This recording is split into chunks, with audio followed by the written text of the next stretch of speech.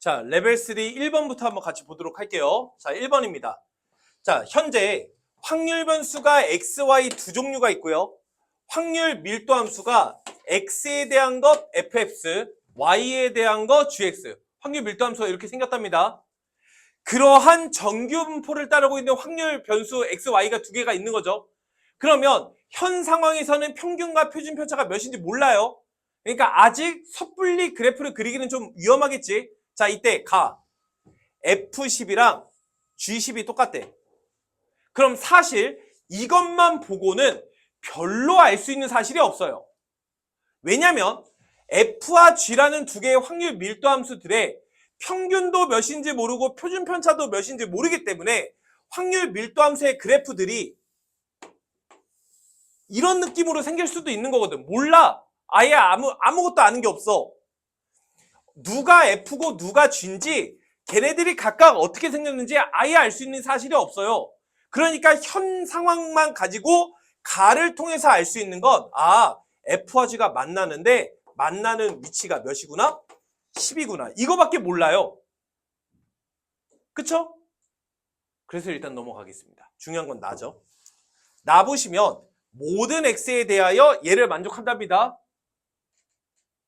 이거 이해하기 위해서 양변 x 자리에 x 빼기 1 대입해 볼게요. 그럼 주어진 식은 어떻게 변하죠? fx는 g의 x-2입니다. 이렇게 되는 거 맞아요? 그러면 이렇게 되면 읽기가 편하죠. 이거 수원수투에서도 많이 했잖아. 이거 뭐라고 읽는 거야? fx는 이거입니다. 이게 뭐죠? gx를 x축 방향으로 이만큼 평행 이동시킨 거예요. 라는 뜻인 거죠. 그러니까 얘를 통해 fx는 g의 x-2, gx를 x축 방향으로 이만큼 평행 이동시킨 거. 그러니까 그대로 이동한 게 g인 거잖아. 그대로 이동한 게 f고. 맞아? 그러니까 이 f와 g는 서로 평행 이동 관계에 위치하고 있으니까 뭐가 같아야 돼? 표준 편차가 같아야 되겠죠? 높낮이, 너비, 폭이 다 똑같아야 된다고. 그러니까 이걸 통해서 두 개는 폭이 같구나. 그리고 F는 G를 오른쪽으로 두 칸 이동한 거니까 G가 왼쪽으로 두 칸 위치하고 있는 거지. 그래서 우리는 이런 사실을 통해 얘의 그래프가 이렇게 생겼구나를 알 수가 있어요. 왼쪽에 G가 이렇게 있는 거죠. gx를 오른쪽으로 두 칸 이동한 게 fx인 거지. 그러니까 두 칸 이동시키면 평균이 몇인지는 모르겠지만 두 칸 이동돼서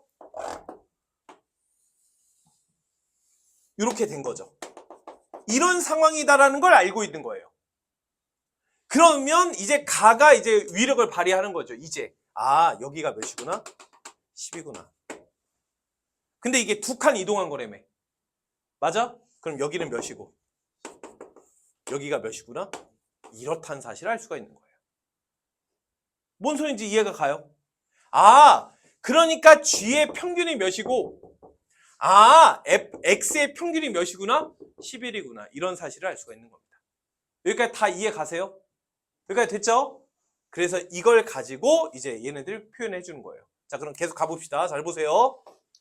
일단 A가 뭐래?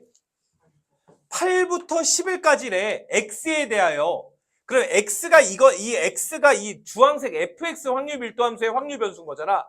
주황색 상황에서, 잘 들어. 주황색 상황에서 8부터 11까지가 A라고. 11은 이건데 8은 뭐지? 잘 모르겠어. 그래서 일단 대기. 그 다음에 Y를 또 알려줬지. Y에 대해서 8부터 10이야. 아까 그 8, 그걸 의미하는 건가?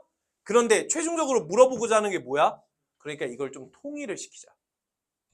즉, 이 Y에 대한 것을 뭘로? X에 대한 걸로 교체를 좀 할게. 여기까지 돼요? 자, 그럼 잘 들어봐요. 요 B라고 하는 건 하얀색 기준으로 8부터 12까지를 의미하죠. 근데 나는 주황색 상황으로 이걸 좀 바꿔주고 싶은 거예요. x로 확률 변수를 통일시키고 싶어서. 그런데 하얀색 놈은 주황색 놈이 되기 위해서는 오른쪽으로 몇 칸? 2칸만 가면 되는 거잖아. 그러면 하얀색을 기준으로 8부터 12까지라는 것은 주황색을 기준으로 몇부터 몇 가지와 같은 말이야? 그래서 우리는 이것을 P에 10 이상 14 이하의 확률. 이게 B입니다. 이렇게 읽어도 된다는 거야. 이해가 돼? 그러면 두 종류가 아니라 한 종류, X에 대한 것만 확인을 해주셔서 문제를 풀어주면 좀 심플하지 않을까라는 거예요. 자, 그럼 첫 번째 거 다시 읽자. 어디서부터 어디까지? 8부터 11까지. 요만큼이 A죠. 그러면 8부터 11까지니까 11부터 몇 가지? 14까지도 A가 되는 거죠. 기다려. 10부터 14인 거잖아. 그러니까 10이 한 이쯤에 있었을 거 아니야. 10부터. 맞아? 그러면 요만큼이 몇인 거야? B인 거죠, B. 그럼 이 전체가 지금 몇인 건데?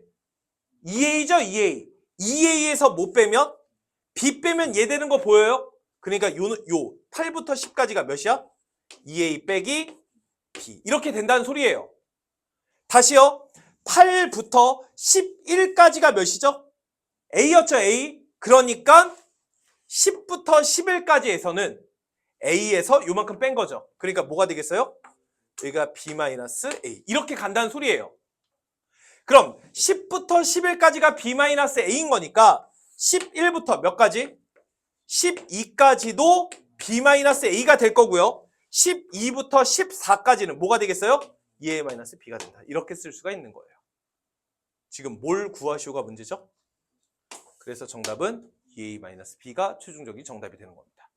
학교에서 이거랑 똑같이 물어보고 위치만 뭐 10부터 14까지로 바꿔서 낼 수 있겠죠? 그러니까 이렇게 우리가 뭔가를 기준을 통일시켜 준다라는 거. 이렇게 문제를 풀면 좋을 것 같아요.